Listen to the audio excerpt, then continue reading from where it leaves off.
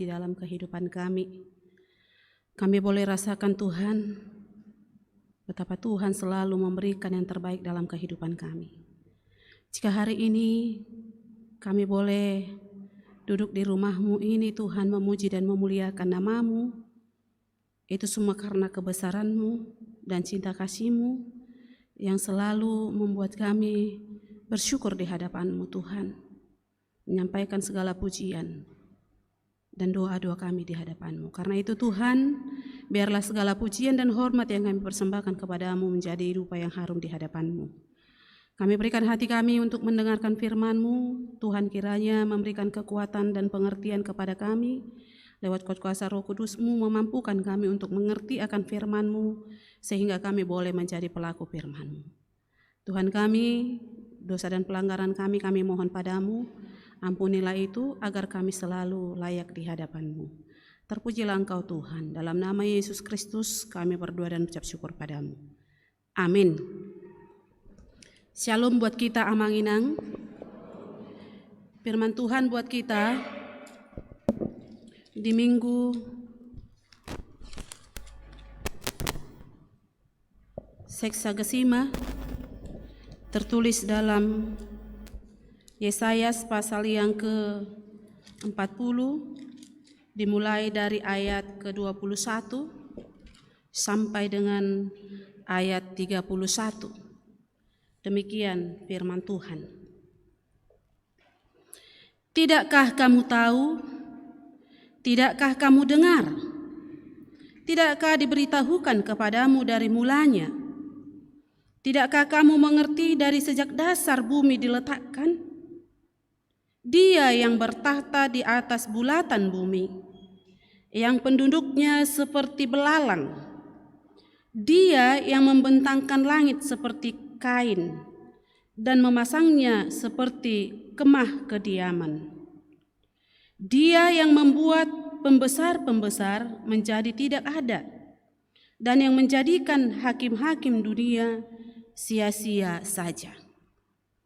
Baru saja mereka ditanam, baru saja mereka ditaburkan, baru saja cangkok mereka berakar di dalam tanah, sudah juga Ia meniup kepada mereka, sehingga mereka kering dan diterbangkan oleh badai seperti jerami.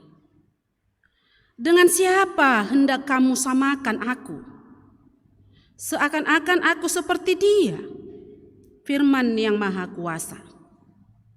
Arahkanlah matamu ke langit dan lihatlah. Siapa yang menciptakan semua bintang itu dan menyuruh segenap tentara mereka keluar sambil memanggil nama mereka sekalian? Satu pun tiada yang tak hadir, oleh sebab Ia Maha Kuasa dan Maha Kuat. Mengapakah engkau berkata demikian, hai Yakub, dan berkata begini, hai Israel? Hidupku tersembunyi dari Tuhan, dan hakku tidak diperhatikan Allahku. Tidakkah kau tahu dan tidakkah kau dengar? Tuhan ialah Allah kekal, yang menciptakan bumi dari ujung ke ujung. Ia tidak menjadi lelah dan tidak menjadi lesu. Tidak terduga pengertiannya. Dia memberi kekuatan kepada yang lelah dan menambahkan semangat kepada yang tiada berdaya. Orang-orang muda menjadi lelah dan lesu, dan teruna-teruna jatuh tersandung. Tetapi orang-orang yang menanti-nantikan Tuhan mendapat kekuatan baru. Mereka seumpama Raja Wali yang naik terbang dengan kekuatan sayapnya. Mereka berlari dan tidak menjadi lesu. Mereka berjalan dan tidak menjadi lelah. Demikian firman Tuhan. Amanginang, saudara yang terkasih di dalam Tuhan Yesus Kristus, ketika seseorang telah mengalami hidup sejahtera, berkecukupan dan senang, Dan saat itu juga dan seketika itu juga ia mengalami kehidupan yang terpuruk. Ia mengalami penderitaan. Ia mengalami yang namanya kesulitan. Tentu seringkali orang yang menghadapi persoalan seperti itu jatuh ke dalam keputusasaan. Dia sudah mengalami yang namanya kesuksesan, tiba-tiba drop. Mungkin bisa jadi dia akan mengalami depresi. Atau mungkin bisa jadi dia akan mengalami keputusasaan. Hal yang wajarkah itu? Mungkin kita akan katakan dakkinata, tarhinos. Amang inang, hal itulah yang dialami umat Israel pada waktu itu. Ketika mereka sudah berada di zona zaman kemakmuran melingkupi kehidupan umat itu, tetapi satu hal yang mereka tidak pernah membayangkan, bahwa mereka akan jatuh ke dalam penderitaan yang amat sangat terbuang ke Babel. Tentu kita bertanya, mengapa bisa hal itu terjadi? Sementara umat itu adalah umat pilihan Tuhan. Mengapa hal itu bisa terjadi? Padahal kita mengetahui setiap umat pilihan Tuhan selalu berada di dalam yang namanya hidup penuh rukun dan damai. Apa yang menyebabkan itu? Tentu yang menyebabkan itu tidak lain dan tidak bukan adalah umat itu sendiri. Karena ketidaksetiaan umat itu, Allah mengizinkan umat itu terbuang ke Babel. Sesungguhnya Allah telah berjanji di dalam Kejadian 17 ayat 7. Allah berjanji kepada umat itu, Aku akan menjadi Allahmu dan engkau akan menjadi bangsaku. Itu adalah janji Tuhan. Ketika Tuhan berjanji memberikan segala sesuatunya menjadi Allah bagi umatnya, tentu Allah tidak pernah berjanji koling adeh. Allah tidak pernah berjanji palsu. Tetapi karena umat itu tidak memenuhi janji yang telah diikrarkan, diberikan oleh Tuhan kepada mereka, itulah dampaknya.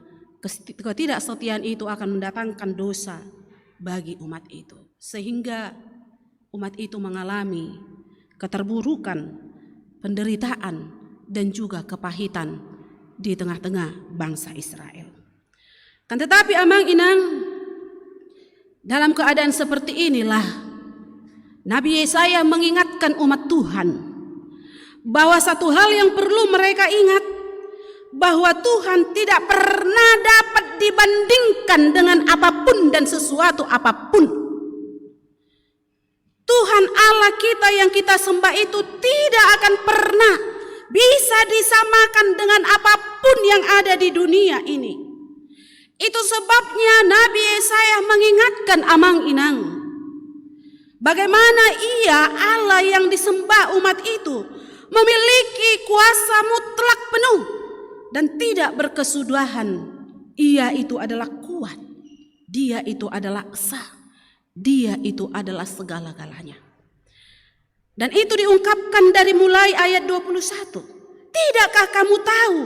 Tidakkah kamu dengar? Tidakkah diberitahukan kepadamu mulanya? Tidakkah kamu mengerti dari sejak dasar bumi diletakkan, Dia yang bertahta di atas bulatan bumi? Yesaya semua mengingatkan bahwa segala sesuatu sebelumnya ada dunia ini, Allah yang menjadikan itu semua atas kehendak Tuhan. Yesaya semua mengingatkan bahwa manusia juga yang diciptakan oleh Allah itu tidak ada apa-apanya. Tadi dikatakan penduduknya seperti belalang. Amang inang, kalau dikatakan kita seperti belalang tentu kita tidak terima, bukan? Tetapi ini dikatakan penduduknya dibuatnya seperti belalang. Bahkan diingatkan, lihat, pandanglah di atas, di langit, pandang juga raja-raja, hakim-hakim, pembesar yang ada di dunia ini. Semua itu atas kehendak Tuhan, tapi kita perlu mengingat, itu tidak pernah abadi. Suatu ketika, para pembesar, para hakim-hakim, para penguasa, Allah yang mengizinkan mereka untuk memerintah, dan Allah juga yang membuat mereka berhenti dari kepemimpinannya. Berarti semua itu bisa kita katakan, amang inang, bahwa Tuhan tidak pernah dapat dibandingkan dengan sesuatu apapun di dunia ini. Bahwa Tuhan berkuasa atas segala sesuatu yang ada di dunia ini. Allah itu kekal. Itu sebabnya tadi topik minggu mengatakan, Tuhan adalah Allah yang kekal. Mang Inang, kalau Yesaya mau mengatakan itu kepada umatnya, lantas apa yang diinginkan? Yang mau diinginkan Allah adalah umatnya itu sadar akan keberadaan Tuhan. Sadar bahwa Tuhan itu tidak pernah kompromi dengan hal sesuatu kejahatan apapun yang ada di dunia ini. Sadar bahwa Tuhan itu tetap ada dan ingat akan janjinya. Allah mengingatkan umat itu harus setia kepada hukum Tuhan, harus selalu hidup kudus, dan tidak boleh menyembah Allah-Allah lain. Inilah yang tidak ketemu dalam kehidupan umat Allah. Tentu wajar toh jika Tuhan melakukan penghukuman. Sesungguhnya hukuman yang diberikan Allah itu bukan untuk mematikan umat itu, tetapi untuk mengajak umat itu sadar akan keberadaannya sebagai anak-anak Allah, umat Tuhan. Amang Inang, tentu hal ini juga mengingatkan kita di dalam kehidupan kita pribadi lepas pribadi. Kita diingatkan lewat firman Tuhan ini bahwa selama-lamanya Allah kita itu Allah yang kekal.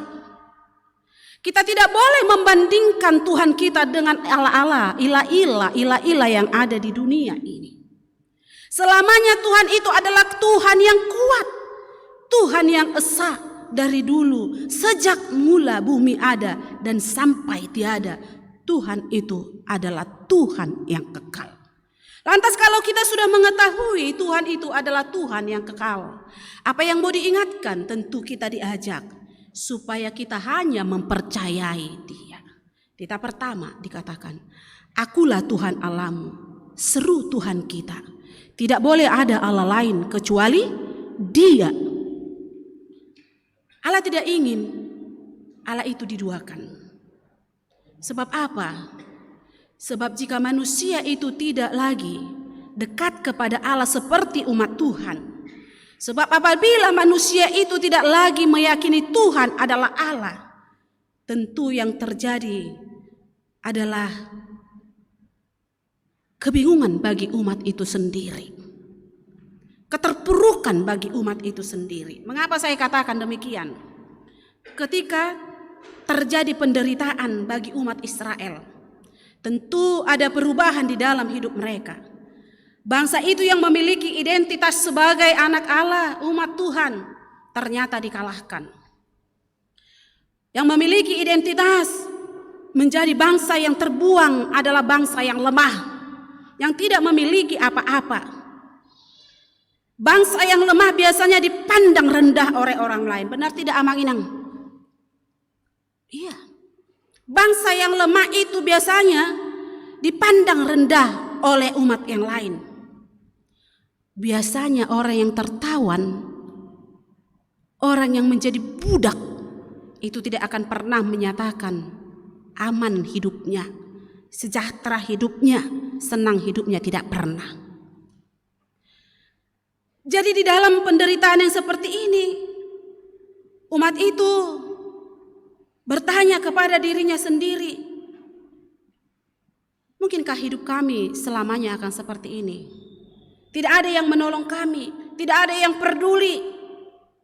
Makanya ada ungkapan tadi, Amang Inang, hidupku tersembunyi dari Tuhan, tadi dikatakan di ayat 27. Yesaya mengingatkan bahwa Tuhan tidak pernah menyembunyikan dirinya dan hakku tidak diperhatikan Allahku. Itu ungkapan umat itu.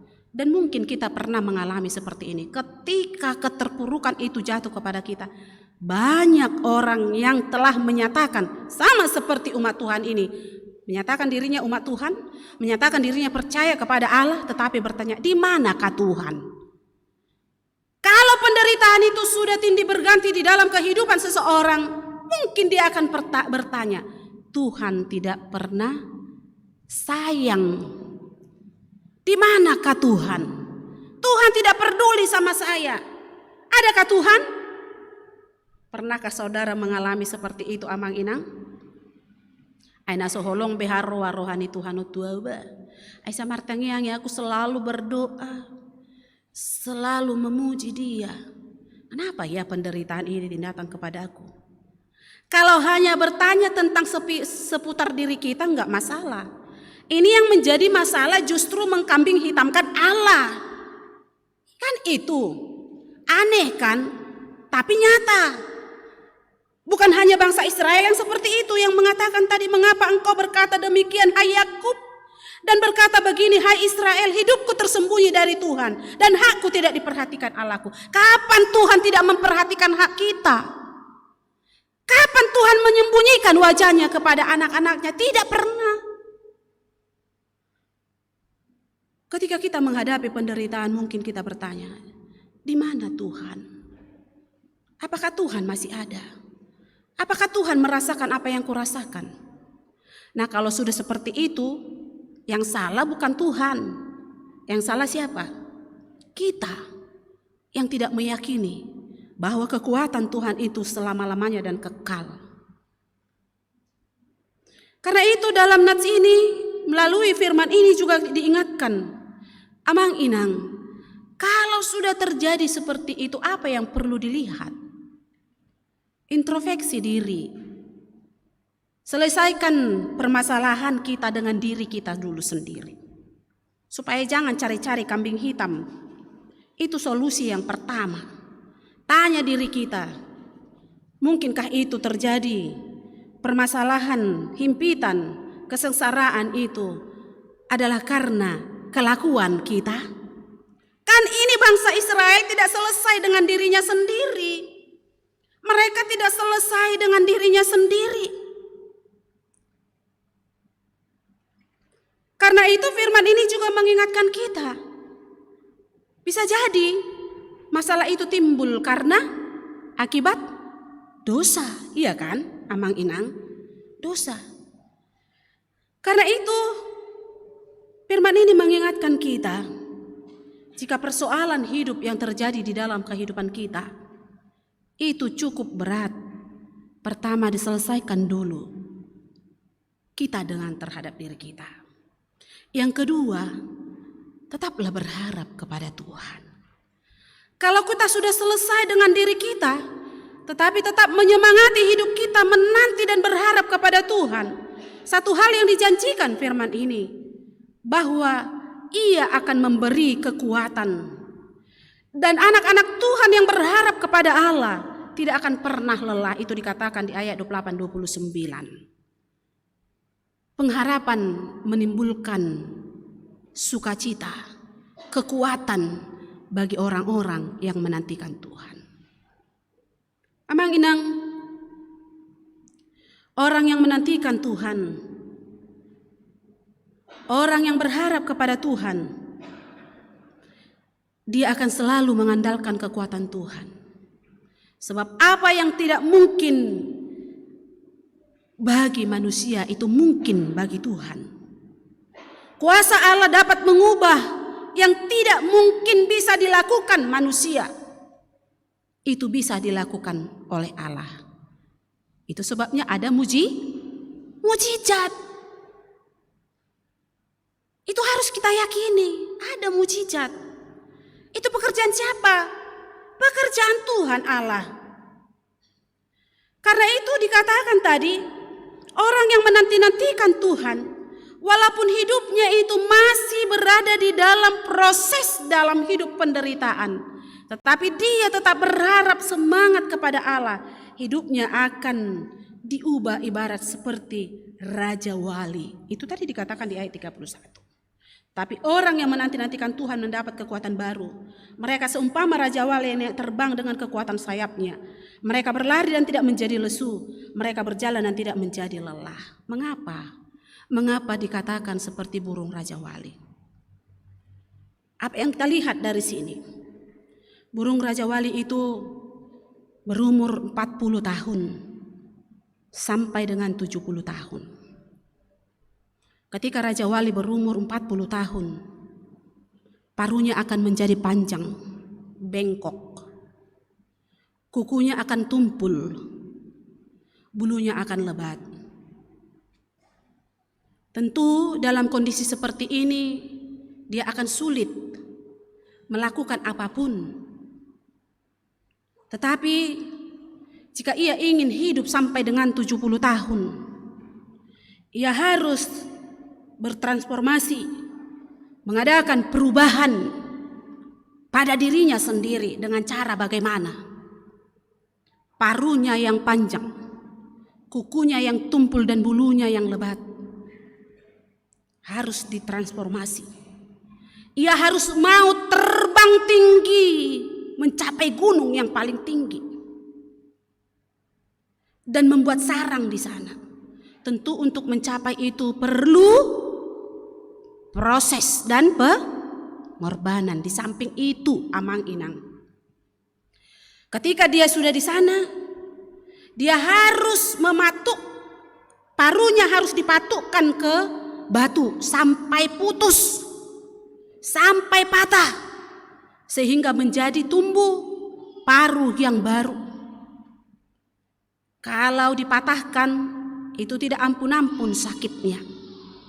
Dia harus mematahkan paruhnya. Setelah paruhnya itu patah, lalu dia harus mencopoti kukunya yang tumpul dengan paruhnya itu. Kita bayangkan jika kuku kita copot, nggak pakai bius ya, bagaimana rasanya? Dia harus copotin itu satu persatu, sehingga setelah itu copot satu persatu, kukunya akan tumbuh menjadi kuku yang runcing. Lalu setelah itu dia harus copoti bulunya satu persatu. Ya di beke kamu jual mana bersijang gola nak kamanginang. Jambak-jambakan perempuan. Marah mangui do kan? Iya. Dia harus copoti bulunya satu persatu. Supaya apa? Supaya bulu tumbuh yang baru. Ketika Raja Wali itu bertransformasi, semua anggota tubuhnya yang dipakai itu menjadi kuat, terbang tinggi.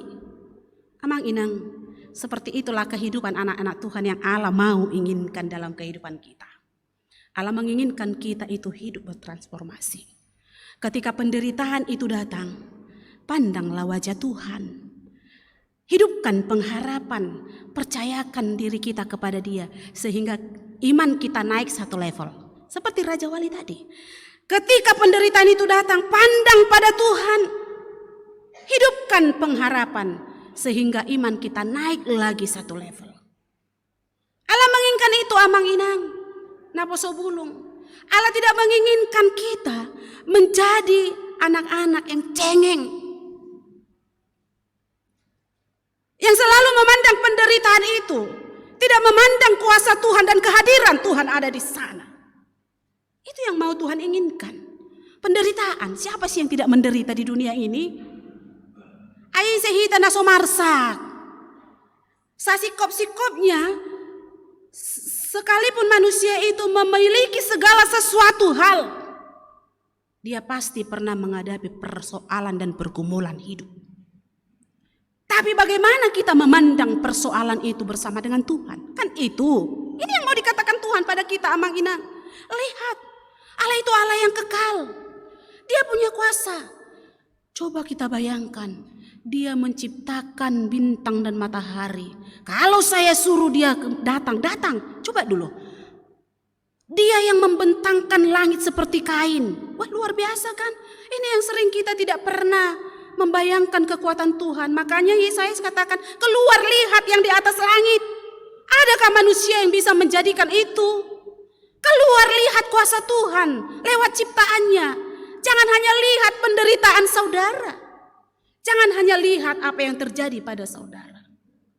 Ini yang mau dikatakan. Jadi sebenarnya firman ini adalah menyemangati kita, Amang Inang. Saya dan saudara itu pernah mengalami ini, penderitaan. Pernah. Mungkin saudara menderita karena penyakit. Saya juga mungkin seperti itu. Mungkin kita pernah mengalami karena persoalan anak. Mungkin kita pernah mengalami pasang surut perekonomian. Mungkin kita pernah mengalami keterpurukan. Mungkin ada seseorang mengalami dari yang Mamorajong ke Pogoscong. Semua bisa mungkin terjadi. Apa yang tidak mungkin rupanya di dunia ini. Semua bisa mungkin. Tapi kita perlu mengetahui, Tuhan tetap setia. Allah itu adalah Allah yang peduli. Karena itu Amang Inang, lewat firman ini kita mau diajak bahwa kita harus hidup di dalam Tuhan dan meyakini Dia.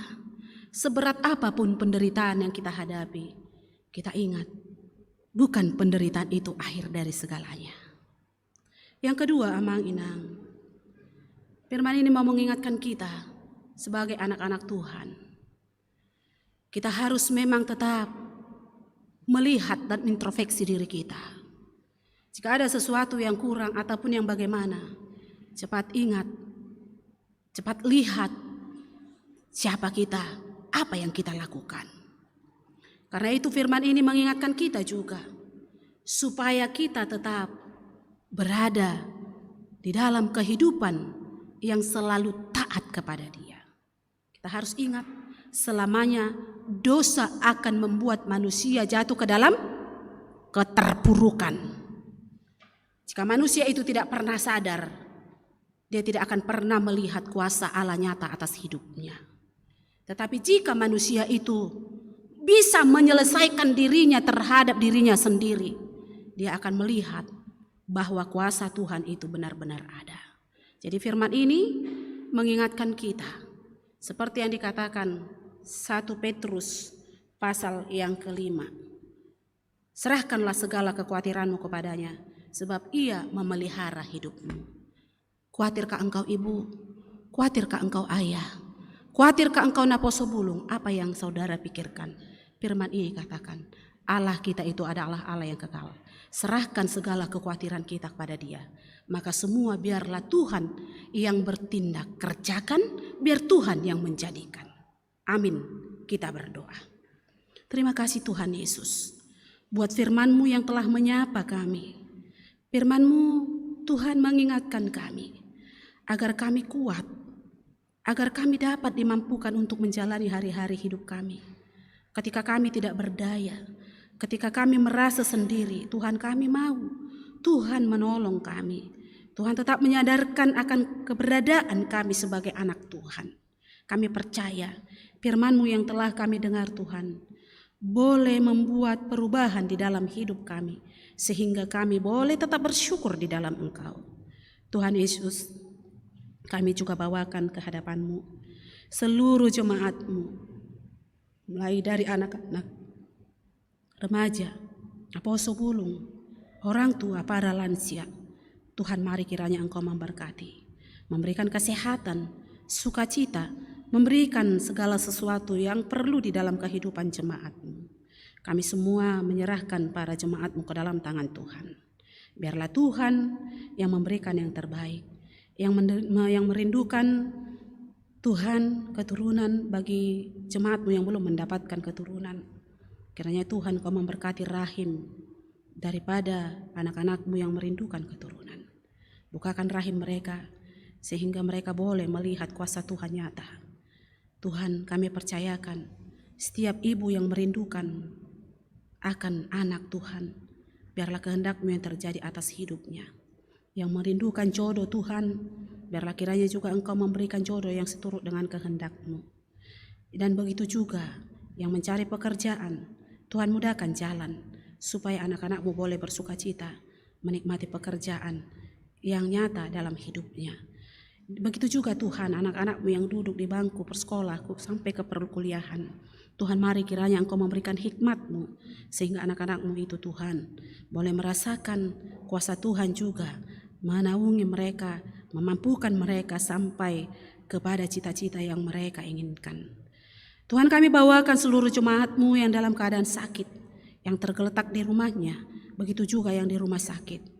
Tuhan, mari kiranya Engkau juga Tuhan memberikan kesembuhan lewat makanan yang mereka makan, lewat obat yang mereka makan dan para medis. Kami percayakan seluruh jemaat-Mu yang dalam keadaan sakit agar Tuhan lawat bilur-bilur-Mu yang memberikan kesembuhan atas hidupnya. Tuhan kami, jika ada jemaat-Mu yang dalam berduka cita, mari kiranya Engkau hibur. Yang mengalami pergumulan Tuhan, Engkau bantu topang seluruh jemaat-Mu yang mengalami pergumulan dalam hidupnya dengan tangan-Mu yang kuat, sehingga mereka boleh melihat kekuatan dan kuasa Tuhan nyata atas hidupnya. Tuhan Yesus, begitu juga kami bawakan pesta demokrasi, pemilihan di tengah-tengah bangsa dan negara kami ini, buat pemimpin kami Tuhan di bulan ini. Kiranya Tuhan memberikan damai-Mu di tengah-tengah bangsa dan negara kami ini. Kiranya Tuhan juga membukakan hati seluruh rakyat Indonesia, memilih yang terbaik, memilih yang sesuai dengan Tuhan kehendaki. Biarlah nantinya Tuhan, Engkau membuat pemimpin kami yang sesuai dengan kehendak-Mu berdiri memimpin bangsa dan negara kami ini. Secara khusus Tuhan, kami bawakan anak-Mu yang ikut ambil bagian untuk pemilihan DPRD. Amang Kristanto Exodus Lumban Gaul dari caleg DPRD tingkat 2. Amang Insinyur Tileovan si Litonga. Dan juga Tuhan Amang Kombes Prof. Dr. Maruli Syahaan. Tuhan kami, biarlah kiranya Engkau juga Tuhan memberikan apa yang dirindukan anak-anak-Mu ini Tuhan. Kehendak-Mu yang terjadi atas hidupnya. Jika Tuhan izinkan nanti anak-Mu ini duduk di bangku DPRD, baik tingkat kota madya, begitu juga tingkat provinsi dan juga tingkat RE Dapil Sumut, Tuhan, kami mohon padamu, kiranya Engkau juga mengingatkan agar anak-anak-Mu ini Engkau pakai Tuhan, perpanjangan tangan Tuhan di tengah-tengah bangsa dan negara kami ini, secara khusus Tuhan, buat kami mayoritas anak-anak-Mu umat Kristiani. Kami percaya Tuhan, Tuhan memberkati rencana yang telah mereka tetapkan di dalam 1 tahun penuh. Tuhan kami serahkan hidup kami, gereja-Mu, HKBP Pasar Melintang ini juga Tuhan. Agar Engkau memberkati gereja-Mu sehingga keberadaan gereja-Mu ini Tuhan boleh menjadi berkat bagi seluruh jemaat-Mu. Satukan kami semua jemaat-Mu beserta Parhalado. Ikat kami semua di dalam cinta kasih-Mu. Sehingga lewat gereja-Mu HKBP Pasar Melintang ini, kami melihat wajah Tuhan hadir di tengah-tengah gereja-Mu ini. Tuhan ampuni kami dari segala kekurangan kami. Kami serahkan doa dan permohonan kami hanya melalui anak-Mu Yesus Kristus Tuhan dan Juru Selamat kami yang hidup. Kami berdoa. Amin.